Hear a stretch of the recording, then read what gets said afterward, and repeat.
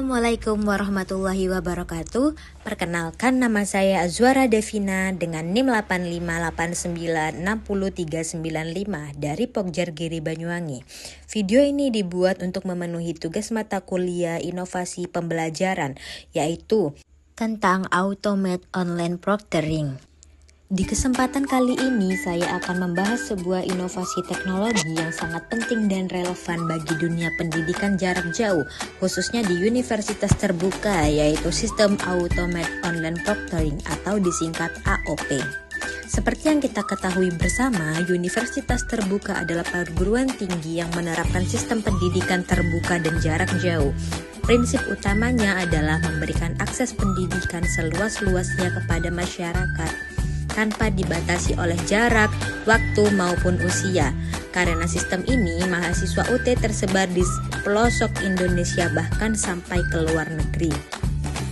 Namun, di balik kelebihan besar ini, ada satu tantangan terbesar yang selalu menjadi perhatian. Bagaimana menjamin integritas akademik dan mutu hasil ujian? Bagaimana kita memastikan bahwa saat ujian berlangsung, mahasiswa benar-benar mengerjakan soal secara mandiri, jujur, dan identitasnya terjamin? Dulu, pengawasan dilakukan dengan cara tatap muka, tapi seiring berkembangnya teknologi dan demi mendukung fleksibilitas, universitas terbuka mulai menerapkan inovasi baru berupa sistem AOP. Ini adalah sistem pengawasan ujian daring otomatis yang menggunakan kecerdasan buatan, pengenalan wajah, dan pemantauan layar.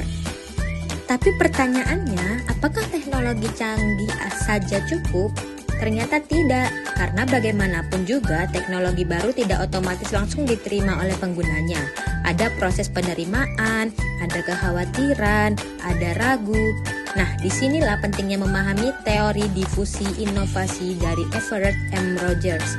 Melalui teori ini, kita bisa menganalisis bagaimana cara agar inovasi AOP ini bisa diterima, dipahami, dan diterapkan dengan baik oleh seluruh sivitas akademik UT. Sebelum masuk ke analisis, mari kita pahami dulu apa itu difusi inovasi.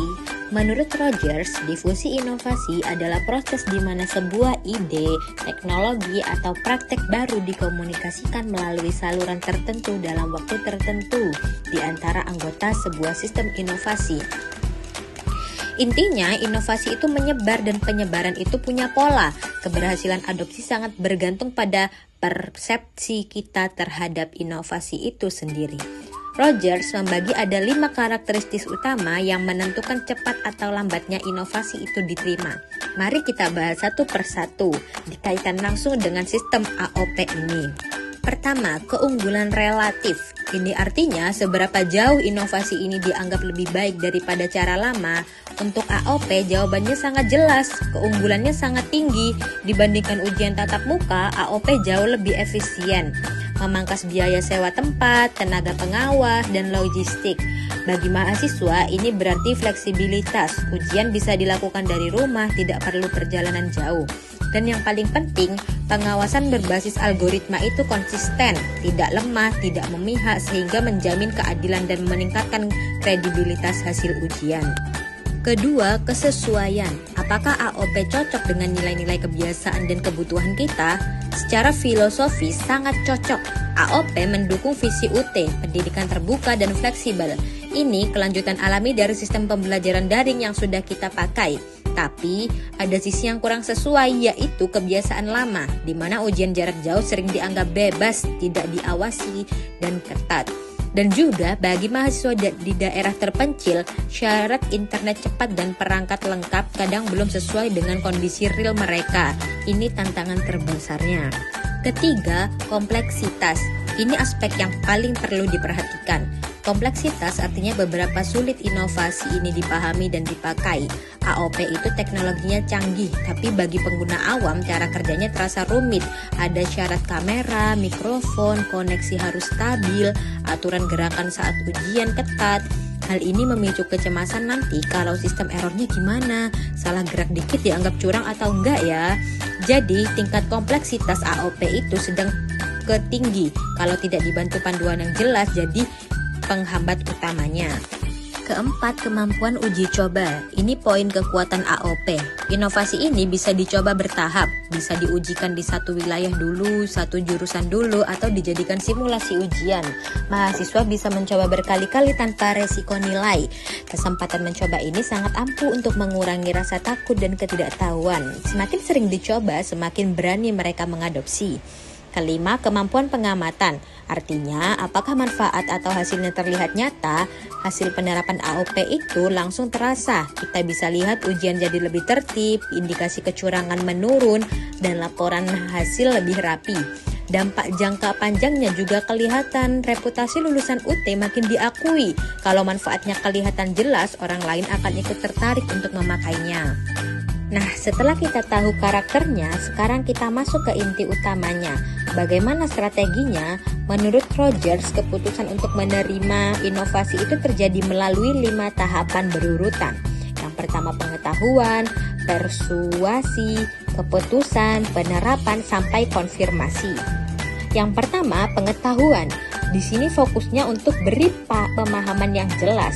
Masalah utamanya seringkali bukan menolak, tapi belum tahu salah paham.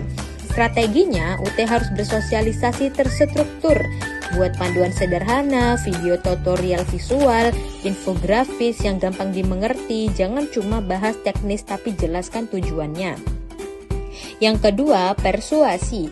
Tahap ini membentuk sikap, membangun kepercayaan. Banyak yang takut soal privasi, takut datanya disalahgunakan. Di sini kita harus ubah narasi komunikasi. Jangan bilang AOP itu alat penangkap curang. Tetapi yang kita katakan adalah AOP itu alat penjamin keadilan dan keamananmu. Yang ketiga, keputusan.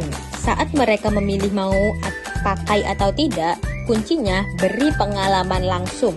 Wajibkan simulasi ujian, biarkan mereka merasakan sendiri bahwa ternyata tidak sesulit yang dibayangkan. Libatkan juga perwakilan mahasiswa dan dosen saat menyusun aturan main. Yang keempat, penerapan.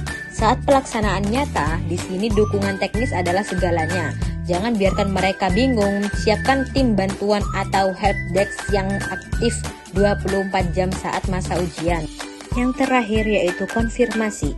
Tahap terakhir memperkuat keputusan agar tetap dipakai. Caranya minta umpan balik, adakan survei kepuasan lalu sampaikan hasilnya kembali ke mereka.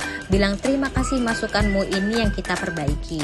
Selanjutnya, perbandingan keunggulan AOP vs ujian konvensional. Pertama, kalau AOP itu dapat mengukur keterampilan praktis, proses pembelajaran yang terintegrasi, penilaian berbasis portofolio, feedback berkelanjutan. Sedangkan ujian konvensional mengukur pengetahuan materi, penilaian berbasis ujian tanggal, soal pilihan ganda atau esai, feedbacknya sangat terbatas.